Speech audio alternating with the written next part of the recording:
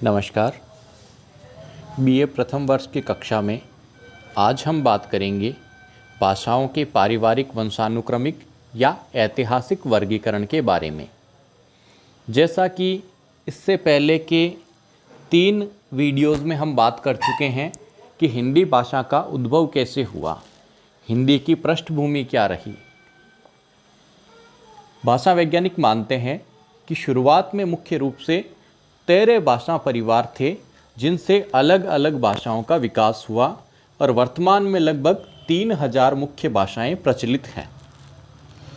इन 13 भाषा परिवारों के नाम इस प्रकार हैं: द्राविड़ भाषा परिवार, चीनी, सेमेटिक, हेमेटिक, आग्नेय, भारोपीय, यूराल अल्टाइक, बांटू, अमेरिकी, काकेशस, सूडानी, बुशमैन और जापानी कोरियाई भाषा परिवार। इनमें सबसे महत्वपूर्ण और बड़ा भाषा परिवार था भारोपीय, जिसके 2 वर्ग माने गए, शतम वर्ग और केंटुम वर्ग। शतम वर्ग की भाषाओं को 5 भागों में बांटा गया: अल्बानियन, आर्मीनियन, बाल्टोस्लाविक, थेसोफिजियन और भारत ईरानी। इसी तरह केंटुम वर्ग की भाषाओं को 6 अलग अलग वर्गों में बांटा गया: तोखारी, केल्टिक, जर्मनिक, इटैलिक, ग्रीक और हित्ती, जिसे इलीरियन भी कहा गया। शतम वर्ग की भारत ईरानी शाखा से 3 अलग अलग वर्गों का विकास हुआ, जो इस प्रकार हैं: भारतीय, दरद और ईरानी भाषा। यहाँ हम बात करेंगे भारतीय भाषा परिवार की। भारतीय आर्य भाषाओं को भी 3 भागों में कालक्रम के आधार पर बांटा गया: प्राचीन आर्य भाषा, मध्यकालीन आर्य भाषा और आधुनिक आर्य भाषा। प्राचीन आर्य भाषा में मुख्य है वैदिक या छांदस, जिसका समय 1500 ईस्वी पूर्व से 800 ईस्वी पूर्व तक रहा। इसी तरह प्राचीन आर्य भाषाओं में दूसरी महत्वपूर्ण भाषा है लौकिक या क्लासिकल संस्कृत, जिसका समय 800 ईस्वी पूर्व से 500 ईस्वी पूर्व तक रहा। इसके बाद समय शुरू होता है मध्यकालीन भारतीय आर्य भाषाओं का। मध्यकालीन भारतीय आर्य भाषाओं के भी 3 वर्ग: प्रथम प्राकृत, जिसे पाली कहा गया और जिसका समय 500 ईस्वी पूर्व से 1 ईस्वी तक रहा। द्वितीय प्राकृत, जिसे मध्य प्राकृत भी कहा जाता है और जिसे प्राकृत नाम से पहचाना जाता है, इसका समय रहा 1 ईस्वी से 500 ईस्वी।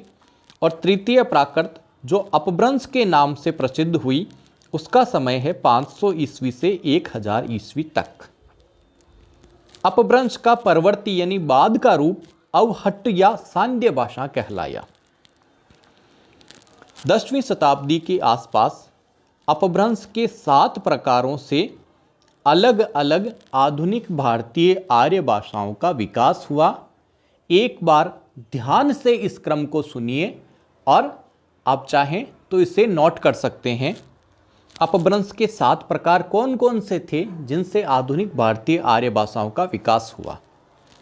पहला प्रकार है षोडशेनी अपभ्रंश, जिससे पश्चिमी हिंदी, राजस्थानी और गुजराती का विकास हुआ। गुजराती को अलग बोली मानते हुए, अलग भाषा मानते हुए, पश्चिमी हिंदी और राजस्थानी को हिंदी की उपभाषा के रूप में स्वीकार किया गया। पश्चिमी हिंदी की 5 बोलियां ब्रज, बांगरू, बुंदेली, कन्नौजी और खड़ी बोली हैं।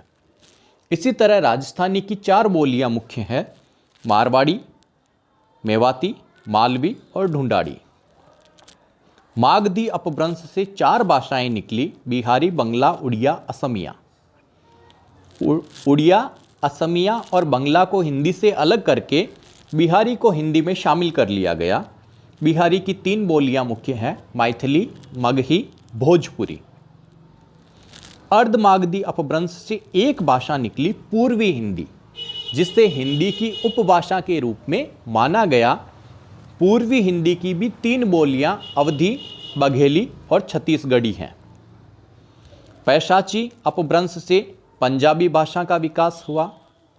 खस अपभ्रंश से पहाड़ी भाषाओं का विकास हुआ, जिनमें मुख्य रूप से पश्चिमी पहाड़ी भाषा जो शिमला के आसपास बोली जाती है, मध्य पहाड़ी जो उत्तराखंड में कुमायूं और गढ़वाल क्षेत्र में बोली जाती है और पूर्वी पहाड़ी नेपाल में बोली जाती है।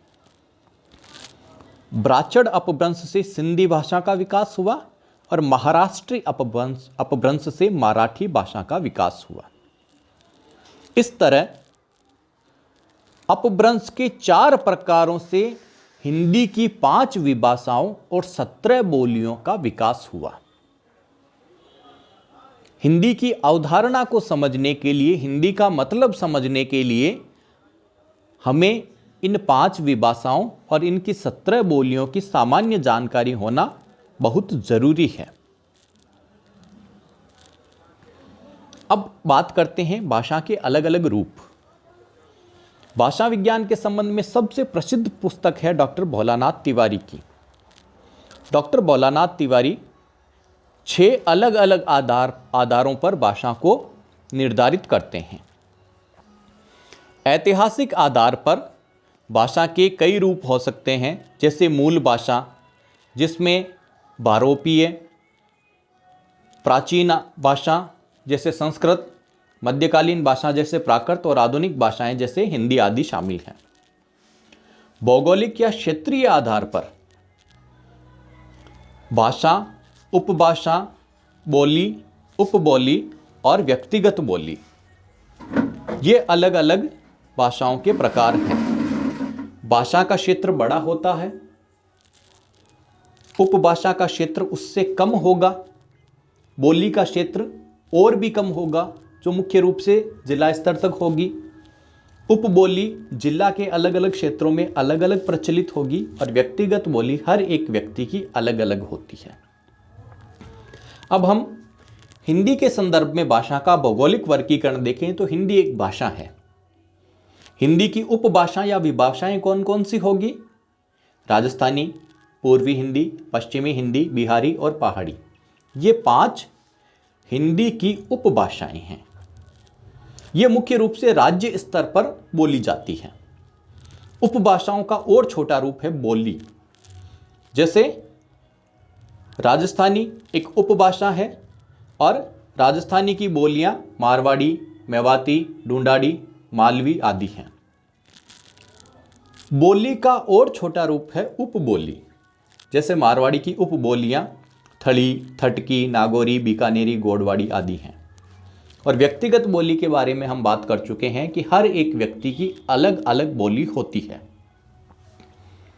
प्रयोग के आधार पर भी भाषाओं के अलग अलग प्रकार हो सकते हैं, जैसे बोलचाल की भाषा, साहित्य की भाषा, जातीय भाषा, व्यावसायिक भाषा, दफ्तरी भाषा, राजभाषा, राष्ट्रभाषा, जीवित भाषा, मृत भाषा, स्त्री भाषा, मातृभाषा।